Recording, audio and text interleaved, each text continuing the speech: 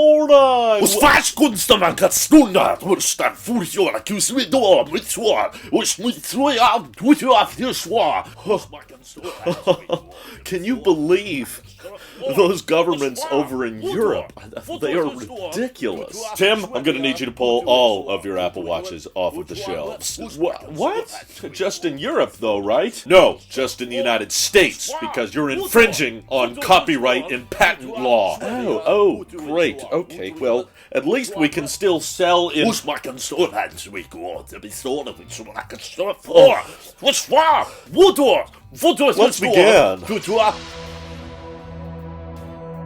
So this is a very bizarre turn of events for Apple. It's like they get sued all the time and there's patent trolling that goes on, but it seems like Massimo has just really good lawyers and was actually able to win one. So in a shocking turn of events, Apple's actually having to stop selling their latest generation Apple Watches, the Series 9 and the Ultra 2, and it's kind of indefinite. We're not really sure how long this sales ban is going into effect, but obviously Apple's going to try to appeal it, but that can be a fairly lengthy process. That can last up to 18 months, assuming it goes through. And of course, there might even be new Apple Watches Apple's ready to release by then. So the story goes, at least according to Massimo, that they came up with this blood oxygen level sensor technology that Apple was interested in partnering with them on, but they couldn't really come to a deal. So instead of partnering with Massimo on utilizing this technology for the Apple Watch, instead they just started poaching employees and essentially copied the exact same method, both on the software and hardware end. And Massimo started this whole trial in 2020 when Apple originally launched the Apple Watch Series 6 with the blood oxygen level checker. And the trial has been ongoing until now, where they've kind of reached verdict and said, yes, Apple has officially infringed on a patent that Massimo owns, and therefore any Apple Watch that uses that blood oxygen checking technology is no longer available to be sold, which does mean that the Apple Watch SE2, which doesn't have blood oxygen level checking, is still legal. Apple can sell that, but the only way that the sales ban is going to be lifted early is if the president himself has to actually veto this verdict. Very unlikely chance of that happening. Well, yes, years ago, President Obama did veto a verdict that Samsung was trying to get pushed to ban iPhones, all of them, from being sold in the United States. Obviously, that feels a bit more extreme and would definitely affect Apple's bottom line a lot more than just missing out on Series 9 and Ultra 2 sales, but still, those Apple Watches are not that old. They came out just a couple months ago, and they're being pulled from shelves just days before Christmas. Although I gotta say, if you're buying Christmas gifts this close, you're pushing it anyway. And if you really wanted to buy an Apple Watch for yourself, or a family member, or a friend, the Apple Watch Ultra 2 and Series 9, I would not have recommended them anyway. This is the first year since the Apple Watch has existed that I chose not to review one because they were so absurdly close and similar to the previous generation Apple Watches. So I would encourage you, buy an Apple Watch Ultra first generation on Amazon or Best Buy, or a Series 7, which is near identical to the Series 9. You can find those for much, much cheaper elsewhere, and especially if you're buying it for someone else, they're not going to notice the difference between a Series 9 and a Series 7. You could probably tell them it's a Series 9 and they'll believe you, and that's the Tailosive way to celebrate the holidays. Just lie to your loved ones. But the only chance Apple would really have in getting this verdict vetoed is if they could basically convince the president or convince the government that this would severely affect their brand and their business. And sure, while I'm sure this is going to be a massive dent in their wearable sales, we all know that Apple's not going to die. They're not going to go bankrupt just because they can't sell the Series 9 or Ultra 2. The iPhone is still the vast majority of their revenue, and that's not really